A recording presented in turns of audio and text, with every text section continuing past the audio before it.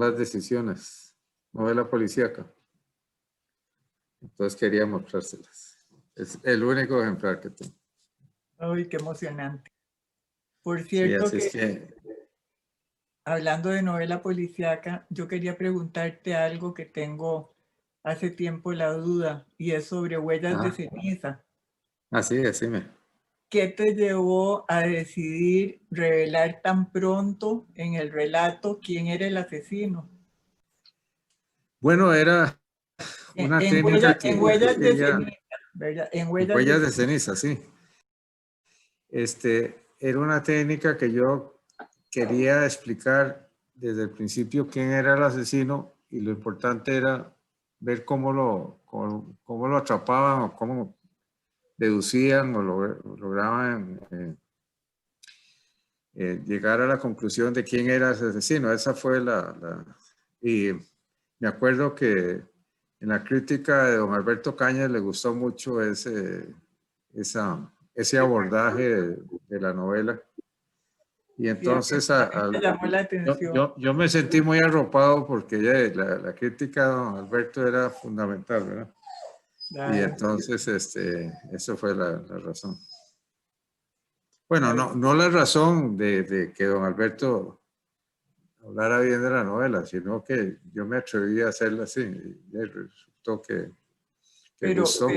Pero no volviste a repetir ese recurso, ya en las otras no. No, ya en la segunda fue más que todo el método tradicional de deducir mediante pistas. Eso en el eclipse de los sátiros.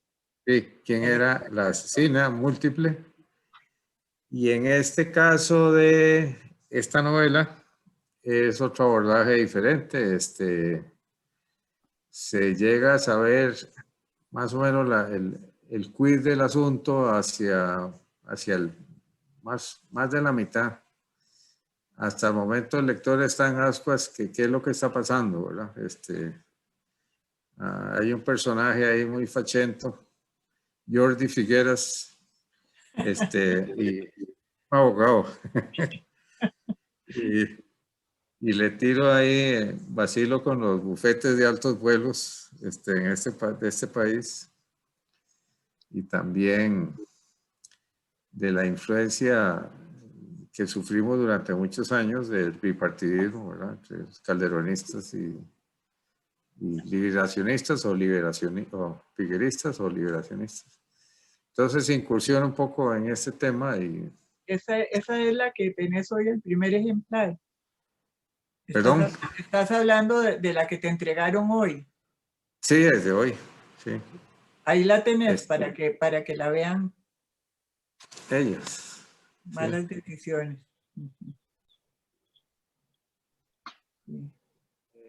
La ambientación es que hay un secuestro y justamente es en el Cerro de la Muerte. Entonces la portada hace relación a ese ambiente que siempre está ahí muy sombrío, en el Cerro de la Muerte con niebla, y ¿verdad? Esa es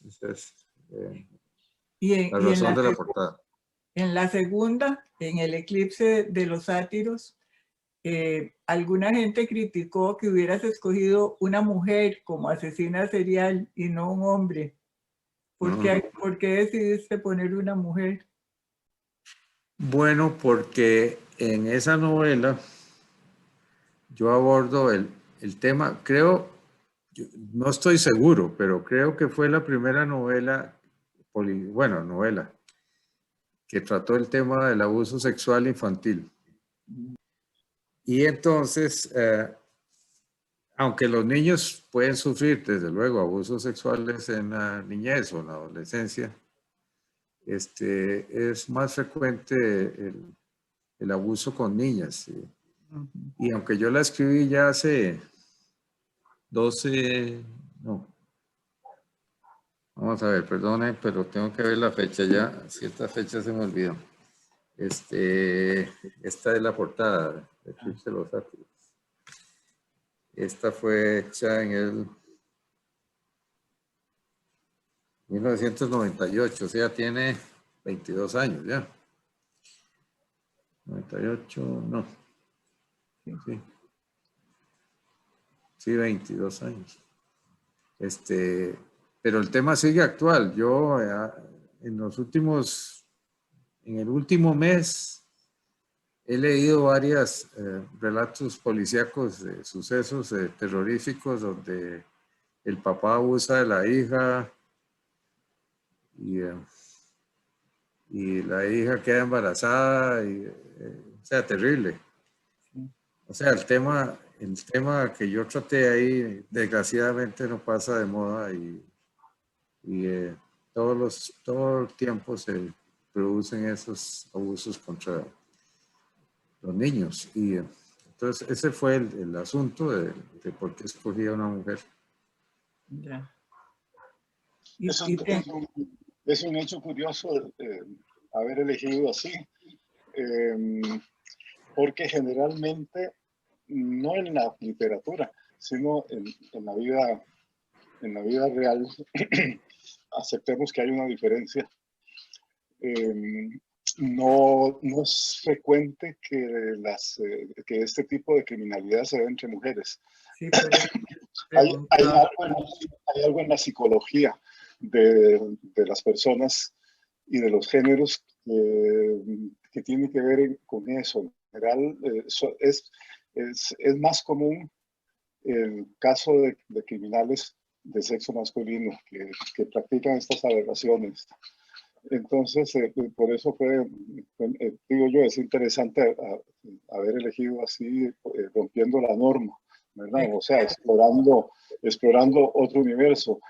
Hay un detalle también, las novelas cada vez dan un paso adelante con respecto a la presentación de lo horrible, de lo desagradable, ¿no? De lo dramático. Y hablo de presentación en sentido literal, es decir, que exponen directamente el mal, las consecuencias, la brutalidad, los pedazos de cuerpo, etc.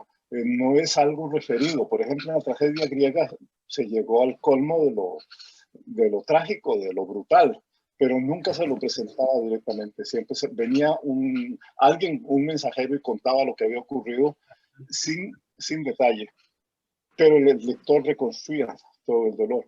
Ahora, no sé si por influencia del cine o de la televisión o también porque los esquemas perceptivos, psicoperceptivos, están hipersensibilizados, entonces se necesita ir un poco más allá, por lo menos en cierta lógica de la escritura, ¿verdad? Para seducir al lector. Ahora, siempre en la novela policíaca, igual que en las películas de vaqueros, hay un esquema, ¿verdad? Un esquema muy marcado. Y es un esquema casi maniqueo.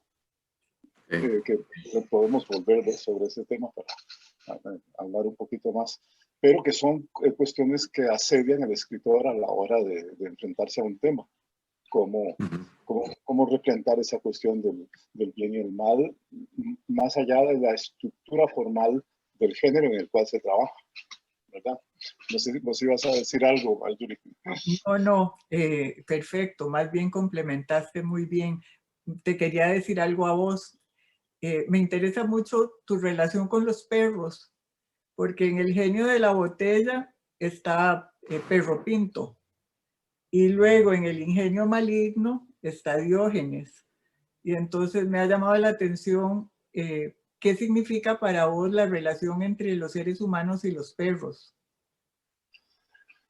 Eso es polisémico. Bueno, yo digo, tiene que ver que hay muchas cosas que se dicen ahí.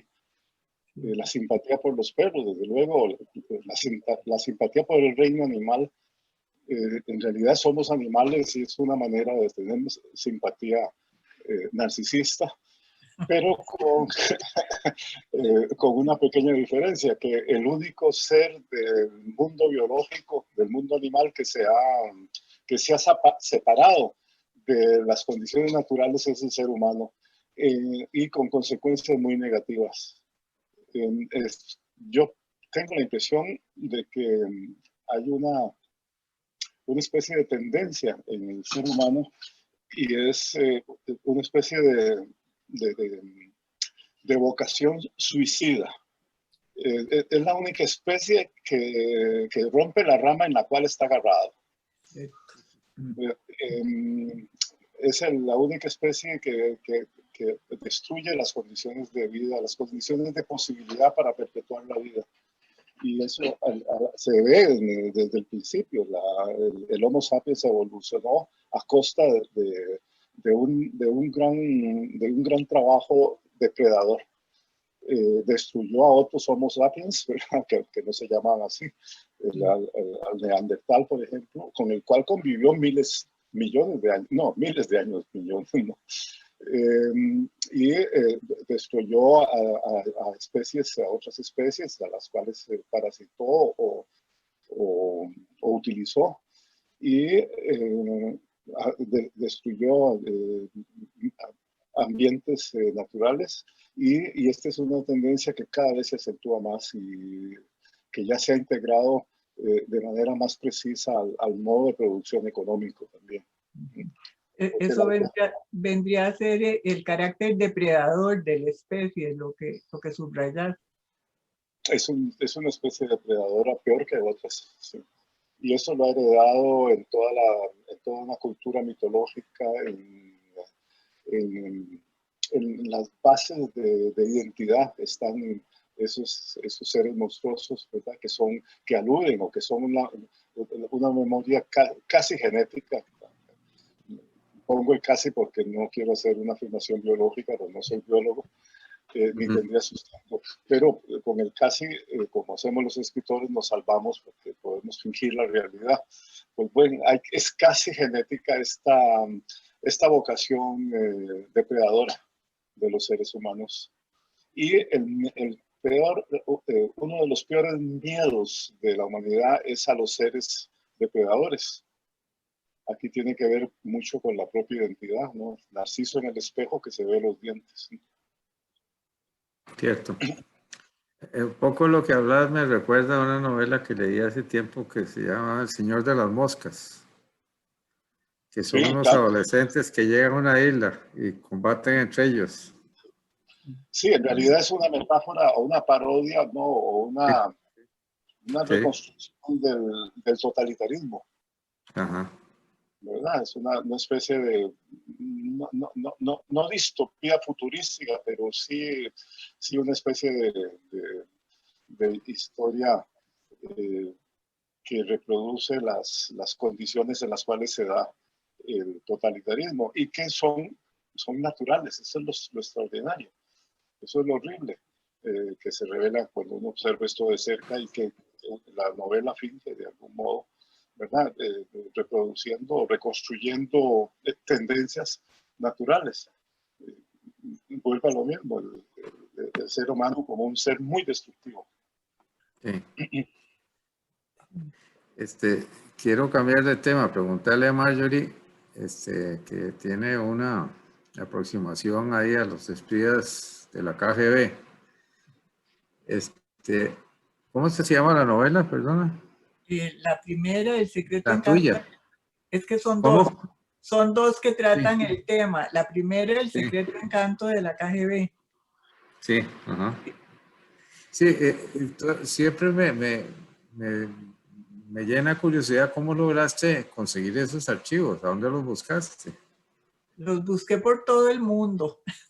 Ah, sí. Sí, fue realmente un trabajo de 10 años.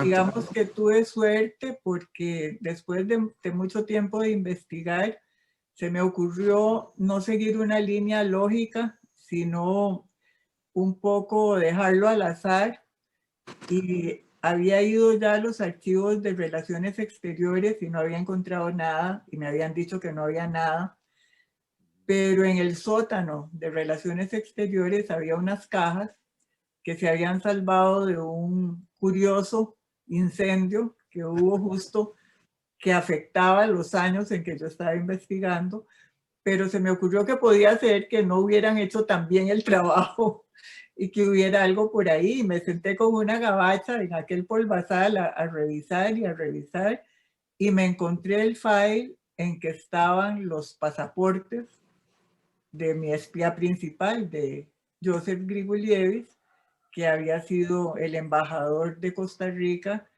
en Italia, en el Vaticano y en Yugoslavia, como Teodoro B. Castro. Bien. Y esos estaban aquí en la Cancillería, en la Casa En la Amarilla. Cancillería de la Casa Amarilla estaban los pasaportes y luego también traspapelados en el Archivo Nacional, en folders que tenían que ver con la agricultura y no con relaciones, me encontré las cartas que él mandaba a propósito de su gestión y estaban en agricultura porque se relacionaba con el café. Y entonces, no sé, alguien había decidido cambiarlas de lugar y ahí pude conseguir también mucha Qué información. interesante. Y luego la parte internacional, que fue también muy difícil, se abrieron durante unos años los archivos en Moscú y algo se pudo ver ahí. Y luego los norteamericanos pusieron ya al público un proyecto que se llamó Venona, que eran los cables que se habían cruzado entre los espías rusos de la época que yo trato, que era la época de la Segunda Guerra Mundial, y sus jefes en Moscú. Entonces ya ahí tuve como más detalles, claro que no aparecían ni con sus nombres, pero eso fue una investigación muy bonita, porque ya había algo documental de dónde agarrarse para la parte que afectaba directamente lo que había hecho Grigolievich en esos años. Y ese es el libro que te leí en Facebook que te van a traducir a Ya está otros traducido al idiomas. inglés, estoy terminando de revisar la traducción, pero ya está terminada y yo ya voy casi en las últimas páginas, entonces va a salir en inglés. ¿Por qué no enseñas el título de esa? ¿Por qué no enseñas ese libro? ¿Lo tenés ahí? Ese no lo tengo. Ah, no, sí lo tengo, mira. Sí, es este. Ese. Sí. Ese es el que van a traducir al inglés. Este es el que está traducido al inglés. Y este Qué otro bueno. que también el personaje sale como personaje secundario, Josip Grigolievich, porque aquí el personaje principal es Ramón Mercader. Sí. Pero también algunos de los personajes del Secreto Encanto aparecen en La herencia del asesino. ¿Esa herencia del asesino conseguiste información en México?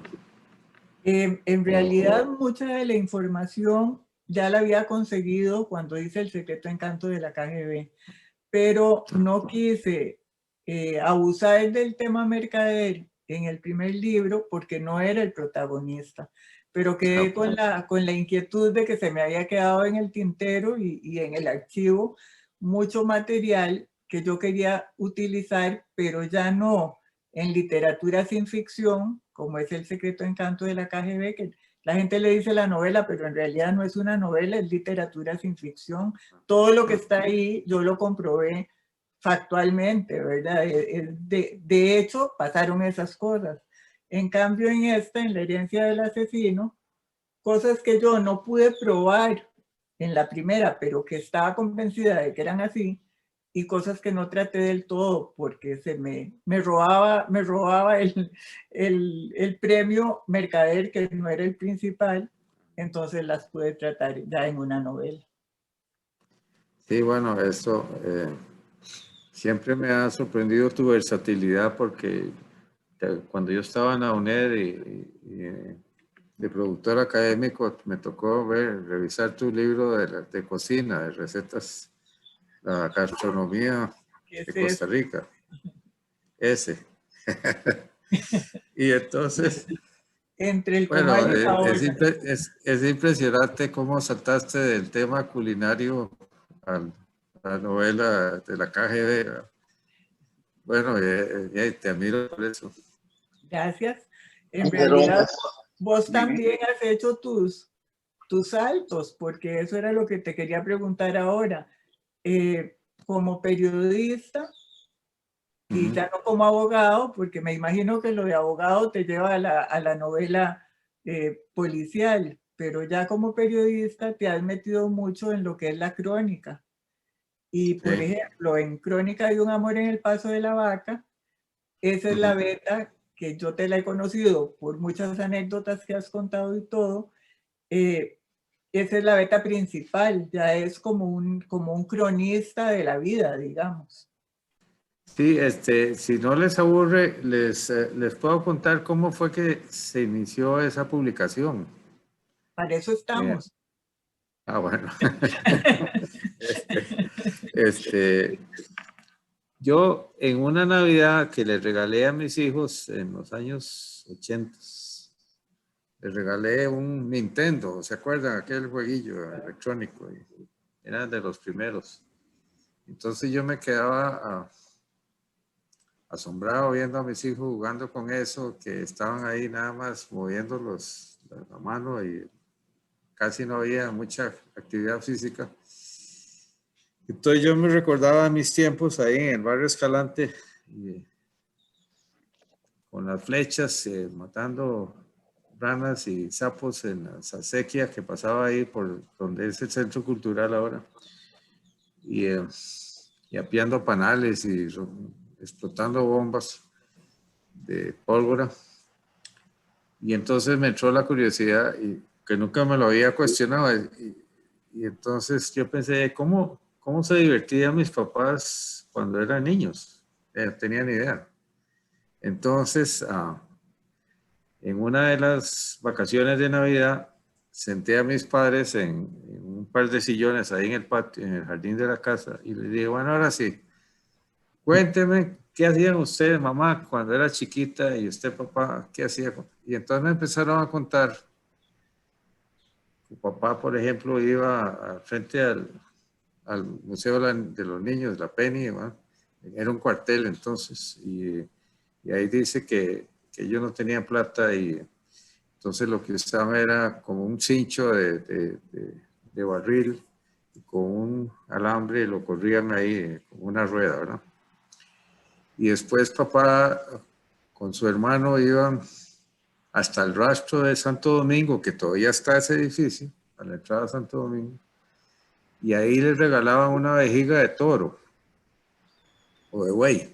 Y esa era la bola de fútbol, la inflaban y la amarraban. Y duraba unos días la bola de fútbol en acción, después olía muy horrible, entonces tenían que ir a buscar otra vejiga.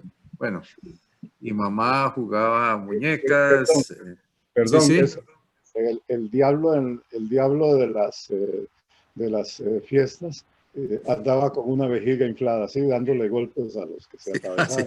así. Sí, sí. Es cuando el Qué diablo era así. bueno. Sí.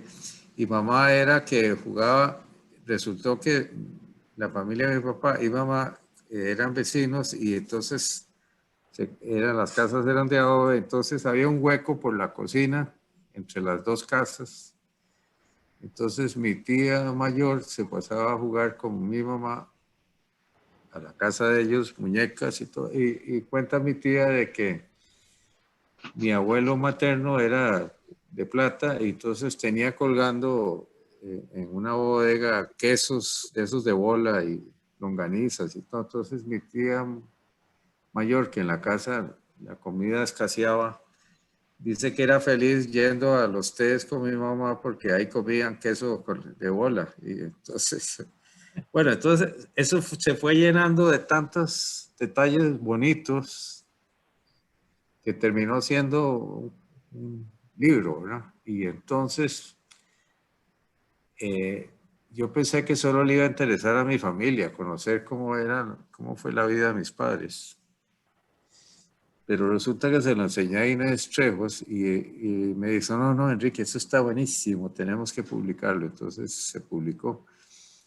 Eh, y la historia de amor de mis padres es buenísima, o sea, es de novela, ¿verdad?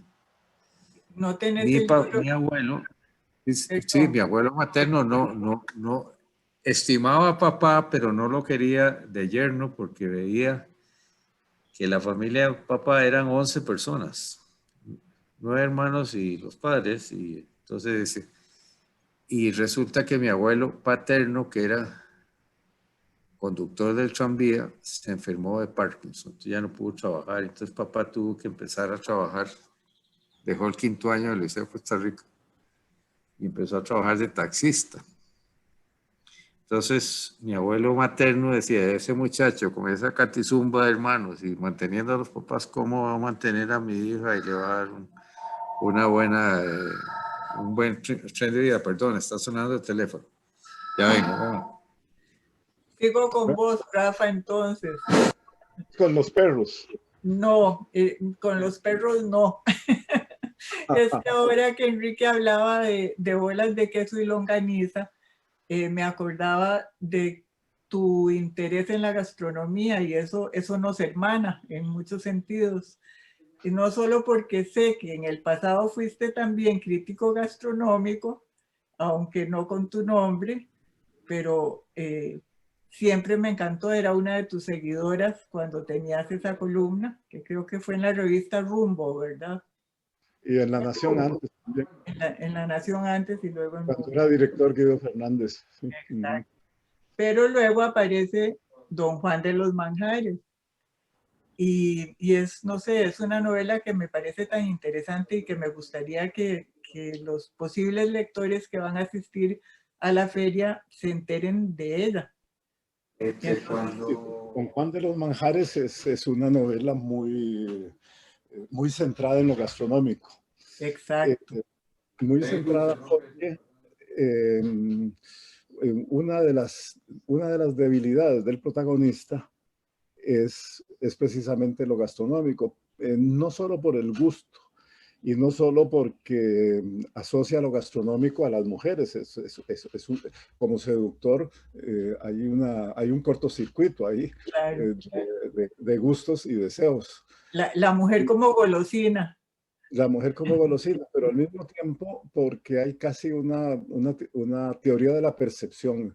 Él percibe el mundo por medio del sabor, ¿verdad? Y toda la realidad la percibe así. Entonces hay una especie de psicopatología del personaje que se centra en lo gastronómico. Esto tiene consecuencias estilísticas también, porque en la novela todo lo sensual y lo erótico se expresa por metáforas gastronómicas siempre, son imágenes gastronómicas y no de otro tipo. Además, hay en la novela una teoría del voyerismo. El mirón o el samoleador es en realidad el narrador. Es decir, todo narrador es un voyeur que obliga a los lectores a convertirse en voyeur también, porque nunca se mira la realidad completa. La novela es mirar por el hueco de la cerradura. Uno ve lo que está en el foco, pero la periferia tiene que inventársela. Y así es el estímulo a la imaginación del relato, de la novela. Y el personaje entonces se comporta de esa manera, y el narrador de la novela se comporta igual. Yo quise jugar de esa manera con lo gastronómico ya insertado, no como un incidente de un personaje al que le gustan los platos, sino más bien como algo esencial en la estructura perceptiva del personaje y en la manera de narrar también. Fue un experimento, como todo uno siempre experimenta en la literatura, ¿verdad? Cuando escribe. Igual como experimenté con los perros, y que los perros además tienen una larga tradición en la literatura, ¿no? No solo hay que pensar en el coloquio de los perros de Cervantes, también en los, bueno, no son perros, pero son chacales en aquel relato del siglo XIII que proviene de Persia, se tradujo en el siglo XIII en España. Es los cuentos de Calila de Dimna, que son maravillosos, ingeniosísimos. Y así es, yo pensé que es un tema que no se agota, muy rico, claro que no. Verlos como personajes, porque permiten puntos de vista que un personaje humano no tiene, no logra de la misma manera. Hay una mayor libertad expresiva desde los ojos de un perro para ver el mundo. Excelente. Sí. Bueno, aquí Rafael, seguimos conversando con temas variados. Rafael, una pregunta. He visto que tenés mucha relación con Italia, ¿verdad? Has escrito hasta en italiano, creo. Sí, ¿A qué sí, se sí. debe eso? Pues coincidencias en realidad, como todo en las artes y en la literatura. Personas muy interesantes y al mismo tiempo muy generosas que se interesaron en mi trabajo. Igual que en Ajá. España ahora va a salir el Ingenio Maligno, que es la novela que tradujeron donde hay un perro Sí, Así. protagonista, que tradujeron en Italia y salió el año pasado publicada. Va a salir también en España en una colección sobre literatura insólita. perdón, yo tenía también otra pregunta sobre eso, porque me llama la atención que sea El Ingenio Maligno, el que ha sido traducido al alemán y también al italiano y que se publique en España. ¿Por qué pensás que esa novela se ha hecho, no sé, como más planetaria que, por ejemplo, Don Juan de los Manjares, que para mí es una novela que merece ser traducida también a cualquier idioma? Yo no sé, yo creo que porque tal vez el público al que se dirigía, por el interés de las personas que pensaron que el libro se adecuaba, es un interés no realista, Ujú. es de literatura que no corresponde al canon realista, sino que es un público que se interesa en una paleta literaria que va desde la ciencia ficción hasta lo fantástico y como un denominador común toda la literatura insólita. Eh, Entonces, el pegue sería por el género. Vos es, pensás, en parte por el género, sí, creo que sí. También no sé si hay una percepción de la literatura latinoamericana. Hay dos tipos de literatura latinoamericana que forman una especie, me parece a mí, una especie que forman dos grupos de interés. La tradición ligada a lo mágico maravilloso, o realismo mágico, como se lo quiera llamar, que es un género, o bueno, es un tipo de literatura muy amplio, que no se restringe al modelo de García Márquez, sino tiene a Asturias o tiene a Juan Rulfo en México, a un sistema más racional de construcción del texto como Borges o Cortázar, ¿verdad? Eso por un lado. Y por el otro, la novela realista más descarnada, más ligada a las cuestiones sociales, que correspondería más a una literatura a la moda de los años 60, los años 50. Que era más comprometida y más directa, ¿verdad?, con el tema. Bueno, hay unos largos debates de Sartre con los marxistas y eso, y todo el debate en la Unión Soviética también, que fue donde hubo un polo de definición de esta literatura muy importante, que fue tan fuerte que significó la muerte incluso de escritores, ¿no? Eso, como se sabe. Entonces, esa tendencia hoy sigue, esa tendencia, esa literatura más comprometida con la realidad inmediata. Aparentemente más comprometida. Yo no veo por qué lo fantástico no se ve como comprometido, ¿verdad? es otra Aparentemente manera de decirlo, pero puede ser muy comprometido. puede ser muy comprometida, porque es que en realidad es un canon, ¿verdad?, que incluso predomina en los gustos académicos, me da la impresión.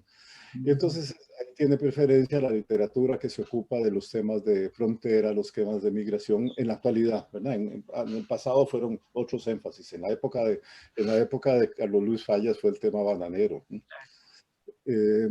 Hoy es el tema de las migraciones y todos los conflictos, ¿verdad?, que se derivan de ahí. Y que está bien, que me parece que es un enfoque importante. Pero entonces son dos universos distintos que se tratan de distinta manera y que tienen sus públicos y preferencias. Mi impresión es que la literatura insólita está ganando terreno en el interés de los lectores. Otro campo es el de la literatura de la literatura de detectives o policíaca, ¿verdad? Que es un poco el enfoque al que te acercas con tus trabajos y que es fascinante. y que permite además muchas variaciones, que no son una repetición del modelo clásico de Sherlock Holmes, o bueno, las novelas del inventor del género, como, que son de carácter lógico, ¿verdad? Las novelas posteriores ya perdieron el interés estrictamente intelectual y lógico de la novela policíaca original, y esas hoy se lanzan a los ambientes y como la novela realista, pero con un foco en la intriga policíaca.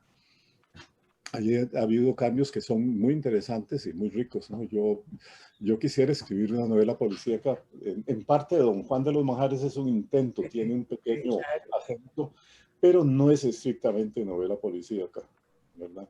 Ahora, la novela policíaca es un tipo de realismo. El realismo la sostiene también en parte, no solo la lógica del crimen o de la investigación. Y también la novela fantástica se basa en necesita del realismo, o sea, buena parte del relato fantástico es realista, porque el efecto de lo fantástico se logra cuando irrumpe algo que no debía estar ahí dentro de la realidad que el lector considera su realidad normal. O sea, hay un patrón de normalidad. Cuando este patrón se rompe, aparece el efecto fantástico.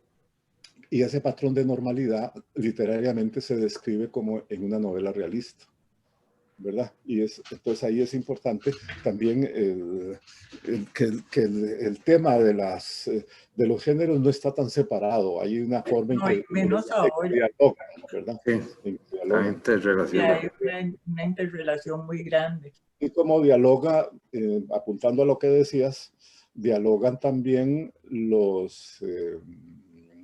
en el género histórico, hay un diálogo que tiene que ver con la parte fiel a la historia del relato y la parte inventada.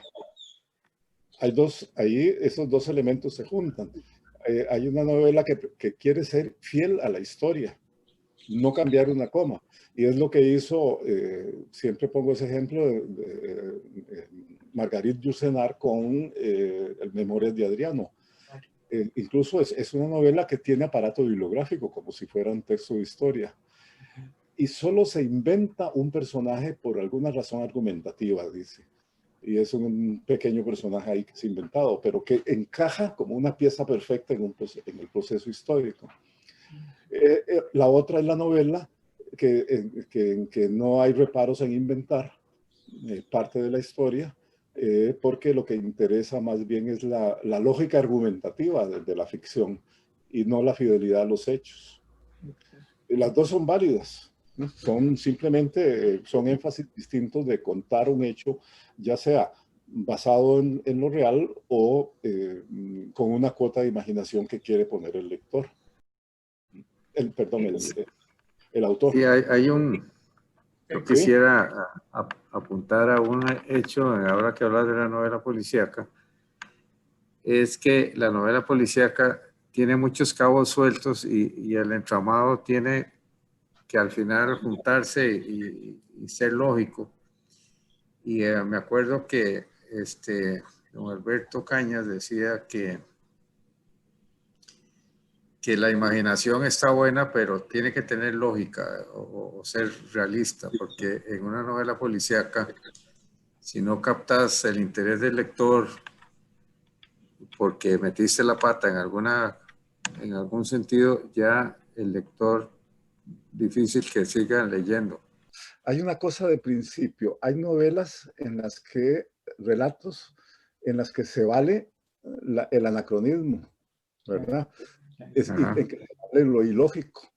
En novelas tópicas puede ocurrir, ¿verdad? O en novelas posmodernistas, por ejemplo, yo leí una novela buenísima, extraordinaria, que se llama El último mundo, de un autor austríaco, Franz Mayer. Es el exilio.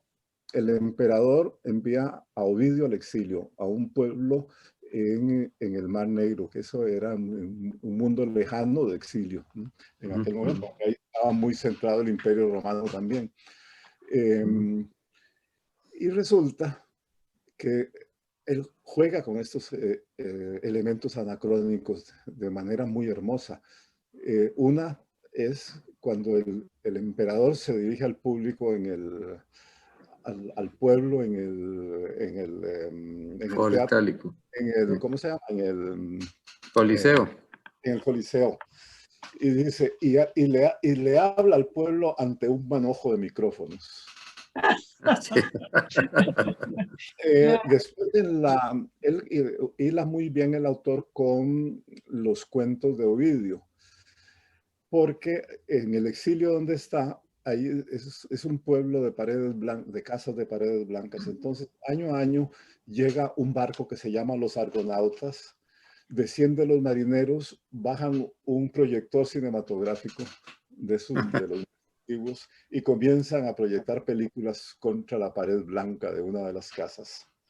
Y ahí proyectan las historias de las metamorfosis de Ovidio, o sea, las historias de los temas mitológicos, que son muy bellas. Y él las vuelve a contar de una manera muy hermosa también. Entonces, hay un campo,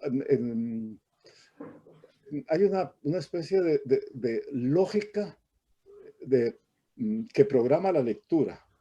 Es un convenio, ¿verdad? Es un contrato entre autor y lector, en que hoy, en este texto, nos vamos a permitir estos anacronismos y estas cosas absurdas. Pero hay una cosa sobre el tema. Cuando a Enrique le choca es porque se vuelve un anacronismo por ser desprolijo el autor, no por propósito. Sí. Si ese anacronismo es por propósito, es totalmente válido, porque Sí, si lo logra hacer de una manera creíble, que haya verosimilitud y que tenga algo que ver con el desarrollo de la trama, el lector lo acepta. Pero si se trata de falta de cuidado, ¿verdad? De que no revisó su texto con suficiente cuidado y no tiene la información, ahí sí lo notas. Con La herencia del asesino, corrigiendo el primer borrador, yo me di cuenta que estaba cometiendo un error, porque una escena que ocurría en Tokio en un año nuevo, la hora en que se estaba desarrollando no podía coincidir con la programación en la televisión española de la transmisión del Año Nuevo, por la diferencia de horario entre España y Tokio. Entonces tuve que hacerlo, que lo estaba viendo en diferido, porque de lo contrario no calzaba. Pero si no hubiera tenido el cuidado de revisar, me hubiera quedado una cosa absurda. No podía, como dice Enrique, es que no podía estar pasando eso al mismo tiempo, claro, porque tenés que cuidar los detalles. Hay una novela muy interesante, buena, de Uriel Quesada, en que juega también con estos elementos de dos realidades, que es un personaje que es al mismo tiempo que está en la Francia versallesca y en el Cartago conservador. Es el mismo sujeto que vive dos realidades. Las vive escindido, ¿verdad? No que sueña una estando que sueña la segunda realidad estando en la primera o viceversa, sino que es las dos a la vez. Esta escisión del sujeto, que es una variante, podría decir, del tema del doble, que es un tema muy rico en la literatura y que tiene muchas variaciones, ¿verdad? En realidad, en Costa Rica, en nuestra corta historia literaria, hay mucha variedad estilística y no podemos limitarnos a la herencia realista. Sino que se encuentran extremos apasionantes de la expresión literaria. Yo cito ese ejemplo del libro de la novela de Uriel. Pero hay muchos. José Ricardo Chávez hizo un estudio de una antología del cuento fantástico desde los principios de la literatura en Costa Rica, y también hay una tradición reconocible, importante, y que no terminó hasta nuestra época. Todavía le falta una segunda parte. En fin, tenemos mucho. Los libros más políticos, político, investigativo, y también periodístico y policíaco de ustedes son signos de un trabajo también muy interesante en la exploración de los géneros.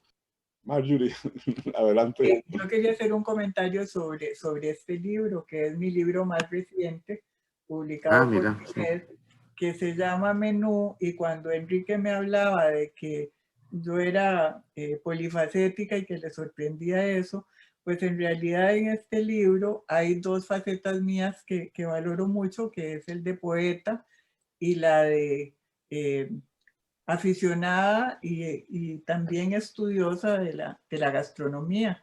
Entonces tenía hace mucho tiempo la inquietud de mezclar ambas y de hacer un libro en que la poesía se alimentara de lo que es la gastronomía. Y la verdad es que la UNED hizo una edición muy linda porque trae ilustraciones de Manuel Zumbado. Todo el libro está ilustrado por Manuel, y entonces tratamos de que fuera una conjunción de arte y de poesía y de también temas de la comida. Entonces, él se interesó mucho, él hizo los dibujos específicamente para este libro y se interesó mucho en cómo no se convertía el libro en una cosa de recetas en primer lugar, obviamente no es, pero tampoco un tratado gastronómico, sino que básicamente es poesía que se inspira. En ese sentido lo siento que se relaciona con el tuyo, Don Juan de los Manjares, porque es literatura que se apoya en el tema culinario, sin ser un tratado culinario tampoco. Quisiera terminar mi participación. Otra faceta con la que comencé escribiendo fue sobre derecho tributario y financiero. Y la anécdota es la siguiente. Yo era encargado de la cátedra de Derecho y en la UNED estábamos un poco cortos de dinero y yo me acordaba que don Eduardo Ortiz, que era el Loco Ortiz, le decían, era el decano de la Facultad de Derecho, famosísimo abogado. Y entonces yo llegué a preguntarle que si yo había estudiado con él, fue mi profesor de Derecho Administrativo, entonces los apuntes de clase que él tenía, yo llegué a pedirle que si por favor nos cedía los derechos para publicarlo en la UNED. Entonces él se indignó y me dice, vean Enrique, ustedes tienen que aprender a no ser pedigüeños. Y entonces yo salí con el rabo entre las piernas, ¿verdad? Qué vergüenza me dio. No tienen una idea cómo salí yo de aquel bufete, ¿verdad? Con la regañada que me dio Eduardo. Y también, bueno, el campo mío no era derecho administrativo. Mi especialidad había sido derecho público, pero tanto orientado hacia otra cosa. Y también había que escribir el libro de Derecho Tributario. Entonces ya acordándome lo que había pasado con don Eduardo, dije, no, ni loco, le voy a pedir a otra gente que no ceda los derechos. Y entonces fue cuando yo me lancé al ruedo con el libro de Derecho Tributario. El libro no se acaba, pero el tiempo sí nos da latigazos. Sí. Porque hay muchos temas interesantes que se relacionan con nuestro trabajo. Variado, de varios puntales, pero todo muy jugoso. Les agradezco yo de mi parte, pues, muy agradable la compañía y el intercambio. Hubiéramos necesitado 2 horas más para sacarle más el jugo a la naranja. Mínimo, y un café. Sí, claro, claro. La próxima vez que nos den café.